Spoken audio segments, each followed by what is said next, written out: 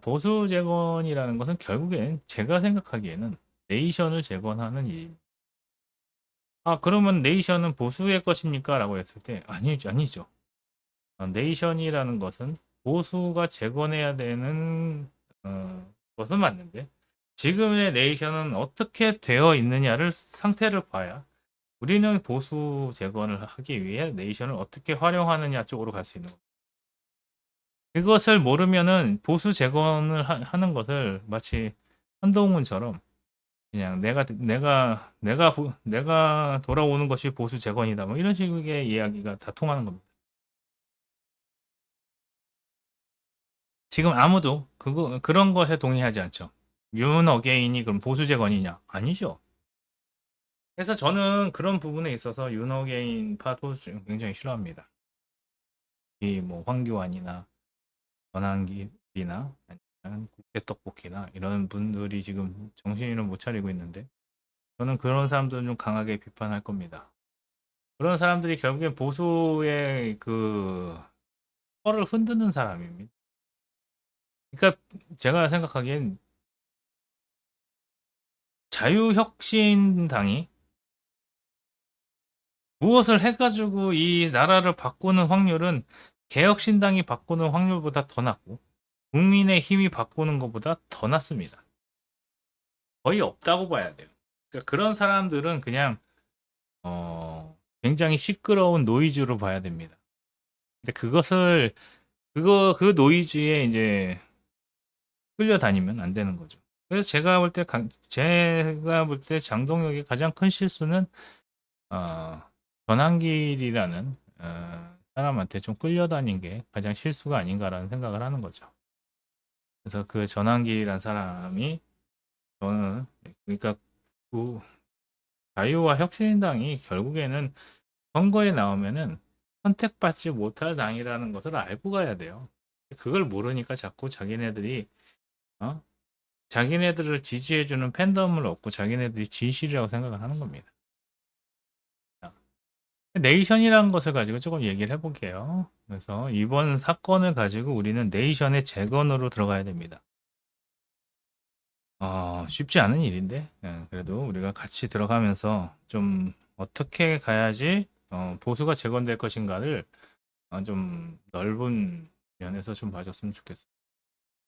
우리는 흔히 이제 네이션을 민족이나 국가, 뭐 국민 이런 식으로 얘기합니다. 그래서 네이션이라고 하면은 같은 혈통, 같은 피부색, 같은 조상을 먼저 떠올리죠. 그래서 해석도 그렇게 합니다. 그러니까 네이션이라는 단어가 우리나라에 없기 때문에 그래요. 근데 이제 현대 국가에서 단순하게 네이션을 혈통만으로 얘기하지 못하는 게 이제 에스닉이라는 단어가 있으니까 그런 것과 어떻게 다르냐 그랬을 때 우리나라 사람들은 그걸 정확하게 설명을 못하죠. 그래서 우리는 개념화가 된 언어를 갖고 있어야 되는데 보수는 이제 그런 개념화를 시키는 일에서 굉장히 게을렀었고 이게 다 무너지고 나니까 이제 정신을 차리는 것 같습니다. 대한민국 국민이 모두 다 같은 조상을 공유하냐? 아니죠. 우리는 당군의 후예인가? 아닙니다. 당군은 저기 만주 어디인가 있었었고 당군이라는 것은 그냥 직책이었지 조상의 이름이 아닙니다. 그러니까 뭐 김춘추 뭐 이런 이름이 아니죠. 박혁거세 이런 이름이 아니라 그냥 당군은 당군입니다. 그래서 사실 그쪽에 있는 거는 신화일 뿐이고 사실 그 사람으로 인해서 우리가 무슨 인류의 조상이다 이렇게 얘기할 수 있는 것도 아니죠. 그래서 우리는 같은 조상을 공유하는 것도 아니고요. 어떤 사람은 이제 신라의 어떤 사람은 고구려, 어떤 사람은 백제의 그 길을 따르고 있죠. 그래서 우리는 같은 조상이라고 할 수 없습니다. 그냥 같은 지역에서 어, 같은 그 한반도에서 다른 지역이 있고요. 생활 방식도 다르고 종교도 다르고 정치적 선택도 다르고 앞으로 또 이제 이민자들이 좀 많이 오고 옛날보다 지금도 많죠. 그런 사람들이 늘어나면은 혈통적으로 네이션을 정의하는 방식은 거의 불가능해집니다. 옛날에는 우리나라가 단일 민족, 백의 민족, 반민족 이런 식으로 민족이라는 단어를 갖고 이야기를 했었는데 제가 볼 때는 그런 거로는 이제는 더 이상 설명이 안 되는 거고 지금 태어난 아이들은 피부색도 다르고 또 우리나라에서 태어났지만 뭐 흑인이지만 한국어도 잘하고 백인이지만 한국어를 잘하는 사람들도 많습니다. 이렇게 따져보면은 네이션이라는 것은 민족이라고 얘기하기는 너무 힘들죠. 그래서 이렇게 서로 다른 사람들이 어떻게 하나의 국민입니까라고 얘기할 때 우리는 이제 네이션을 좀 정의를 다시 해야 됩니다. 그래서 저는 네이션을 지금은 이렇게 정리를 하고 있습니다. 나중에 책에서도 좀 더 깔끔하게 정리하겠지만 네이션이라는 것은 같은 언어, 같은 역사관, 같은 지식을 바탕으로 큰 사건을 구성원들이 동일한 의미의 기억으로 공유하는 공동체죠. 이해가 되실까 모르겠는데 조금 더 디테일하게 말해 보겠습니다. 우리는 한글이라는 언어를 쓰죠. 한국어라는 언어를 쓰고 그다음에 저는 마음에 안 들지만 뭐 단군부터 시작하든지 삼국시대부터 시작하든지 우리가 이 동네에서 이러한 역사관을 갖고 이렇게 살아왔었다라는 것을 갖고 있죠. 예, 이상우님 반갑습니다. 그래서 그 역사관을 가지고 이제 이야기를 하다 보면 어떤 식으로 이야기가 되냐면은 음, 우리나라 언어로 그다음에 같은 역사관을 가지고 같은 지식을 가지고 같은 사건을 봐야 됩니다. 이게 사실은 우리나라가 그동안 근대화가 되면서 언어와 역사관과 지식과 지식을 이제 조금씩 이제 공통 언어, 공통 역사관, 공통 지식으로 만들고 있었습니다. 그리고 우리가 사건을 쳐다볼 때 당연히 이렇게 보는 게 상식이야라는 그 상식을 갖고 있었죠.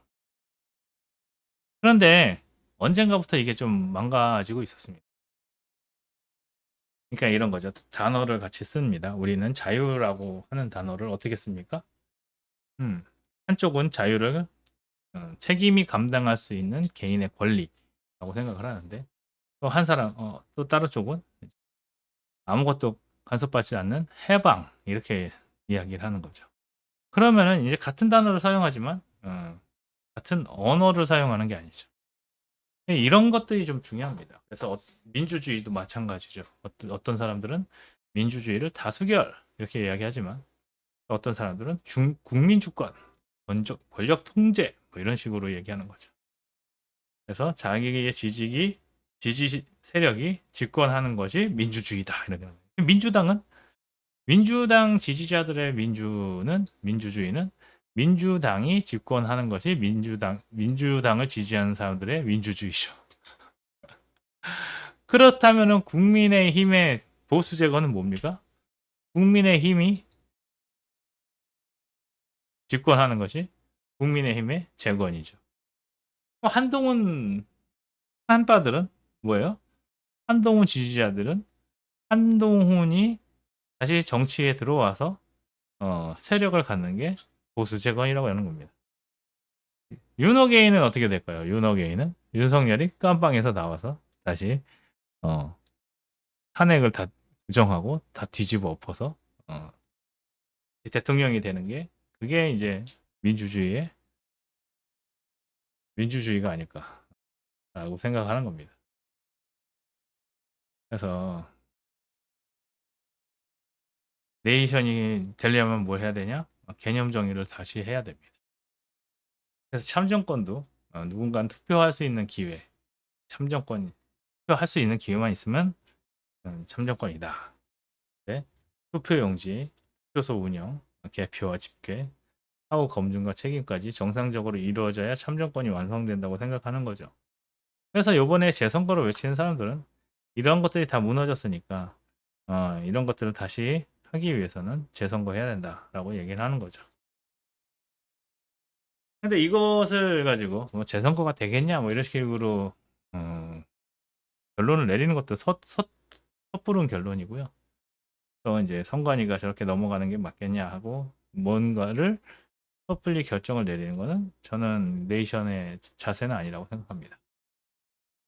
예. 그래서 첫 번째는 이제 언어의 통일이고 개념어를 가져가야 돼요. 내가 생각하는 개념이랑 또 다른 사람들이 생각하는 개념이 같은가를 계속 확인해 봐야 됩니다. 그래서 이제 보수다, 진보다라고 해가지고 내 주변을 찾지 마시고 나는 이거에 대해서 이렇게 생각하는데 했을 때 그거에 동의하는 사람들이 아, 나와 같이 갈 수 있는 동지들입니다. 그래서 네이션을 하나씩 찾아가셔야 돼요. 그렇죠. 그래서 자꾸 이제 어떤 얘기를 많이 나눠야 되냐면은 저는 이런 개념이 이렇게 생각하는데 어떻게 생각하십니까? 이런 질문들이 사실은 제 채널에서 좀 많아져야 됩니다. 그래서 어, 이런 역사에 대해서 어떻게 생각하십니까? 이런 것도 질문이 돼야 되고요. 이런 지식에 대해서는 어떻게 봐야 됩니까? 라고 얘기하는 거죠.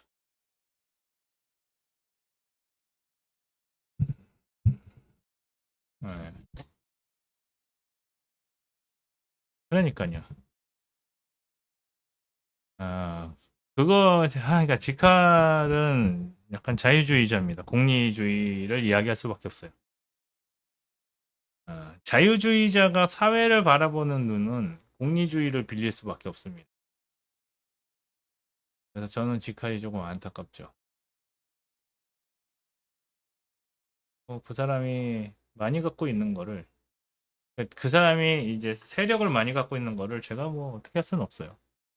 하지만은 좀 안타까움이 있습니다. 지식의 칼을 볼 때, 자유주의자 입장에서는 공산주의나 전체주의를 깔 수 있는 소재는 그런 거로 말을 잘하는 거는 굉장히 있고 방송 능력이 있으니까 그거는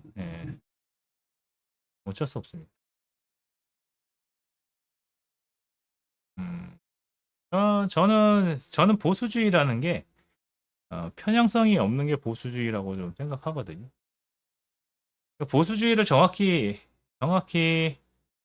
정의를 내리려면 보수주의를 정확히 정의를 내리려면 정의가 잘 안 돼요. 보수주의는 뭡니까? 그러면은 아니 이 나라가 갖고 온 전통이 있잖아. 그 전통을 잘 이어서 더 나은 지속 가능한 나라로 만드는 게 보수주의다라고 얘기하면 개념은 좀 이해가 되지만 그걸 어떻게 해야 됩니까라고 얘기할 때 아니 쟤네는 명확한 사상이 있잖아요. 공산주의는 다 나눠 갖는 거고요. 사회주의는 사회를 위해서 개인이 좀 희생할 수 있는 거고요. 어, 진보주의는 기존에 있던 것들을 버리고 새로운 걸 만들어 가지고 가면 되잖아요. 이상형이 있는데 그럼 보수주의 이상형은 뭡니까? 라고 얘기했을 때 보수주의 이상형은 그냥 있는 것을 아, 우리가 지나온 것을 어떻게 지나왔는지를 봐야 됩니다. 그래서 저는 보수주의자가 확실한 게 뭐냐면은 이게 왜 생겼는가에 관한 이야기를 해봐야 됩니다.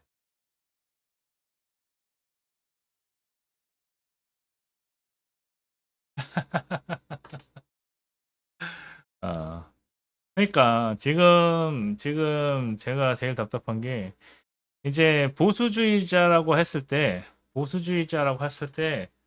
부정선거론자가 보수주의자가 되면은 이제 우리 같은 합리성이 있는 보수들은 갈 데가 없어요. 김수현님 감사합니다. 되게 답답한 겁니다. 그러니까 비이성적인 사람들이 부가 돼버리면은 이제 이성적인 사람들이 떠나게 되어 있습니다. 저는 그게 안타까워요. 지금 그래도 올림픽 공원에서 이제 주말이나 이런 휴일을 점령하고 있는 사람들은 그래도 상식이 있는 사람들.